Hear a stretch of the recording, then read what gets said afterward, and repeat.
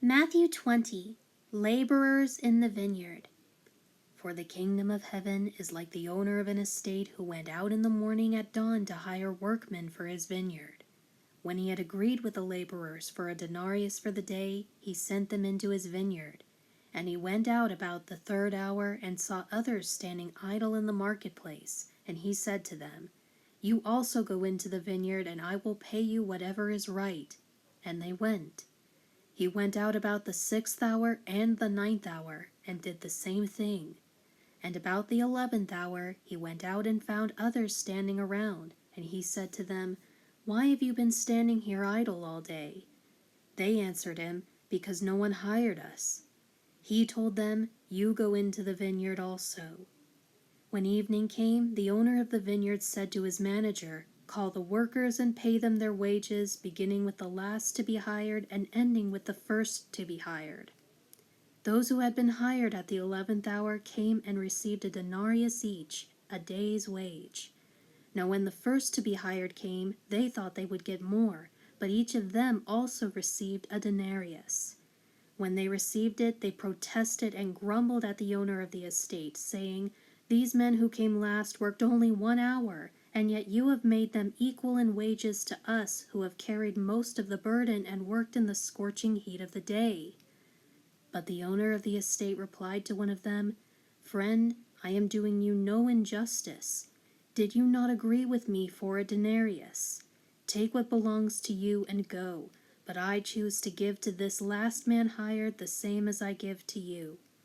Am I not lawfully permitted to do what I choose with what is mine?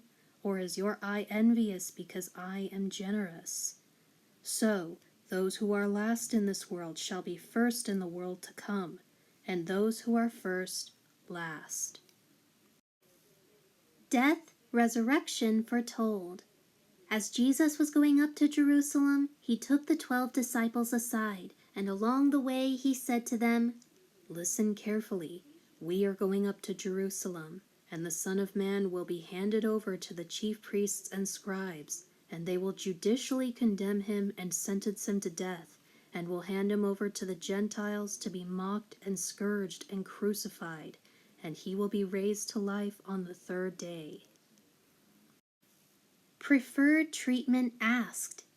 Then Salome, the mother of Zebedee's children James and John, came up to Jesus with her sons, and kneeling down in respect asked a favor of him. And he said to her, "What do you wish?" She answered him, "Command that in your kingdom these 2 sons of mine may sit in positions of honor and authority, one on your right and one on your left." But Jesus replied, "You do not realize what you are asking.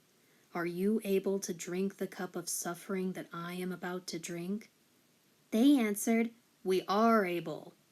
He said to them, "You will drink my cup of suffering, but to sit on my right and on my left, this is not mine to give, but it is for those for whom it has been prepared by my Father." And when the other 10 heard this, they were resentful and angry with the 2 brothers.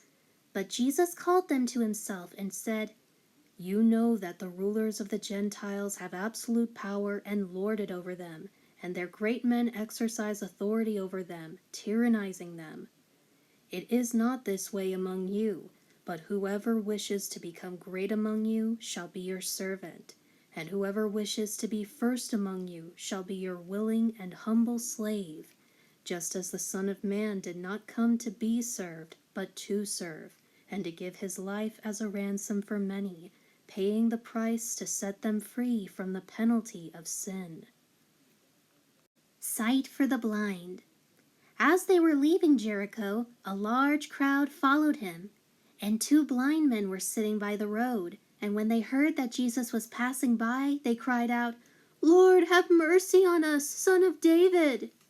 The crowd sternly told them to be quiet, but they cried out all the more, "Lord, Son of David, have mercy on us!" Jesus stopped and called them and asked, "What do you want me to do for you?" They answered, "Lord, we want our eyes to be opened." Moved with compassion, Jesus touched their eyes, and immediately they regained their sight and followed him as his disciples.